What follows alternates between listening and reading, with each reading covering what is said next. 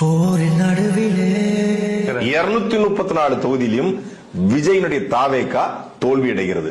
தலைவர் மாறிலே கூட்டம் சேர்த்துட்டா அது ஓட்டா மாறாது. ஒருவன் பசிக்கன 234 இல்ல 10 கூட முடியாது தனியா நின்னா.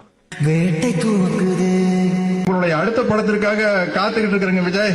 நரிகள் கூட்டமோ அரசியல் அப்படியே முதல்ல வழியில் கிடக்குது.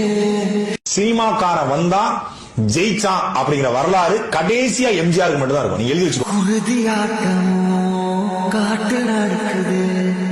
நிறுவனம் என்ன சொல்லுது, அவர் தான் முதலமைச்சர். இப்ப இது எவ்வளவு பெரிய காமெடின்னு மக்களுக்கு தெரிஞ்சிருச்சு. வாடைகள் 100 வந்து போதவில்லையே. உன் பேரையே முழுசா உன்னால சொல்ல முடியாது. சொன்னா பாதி பேர் ஓட்டு போட மாட்டான். சி ஜோசப் விஜய் எனும் நான்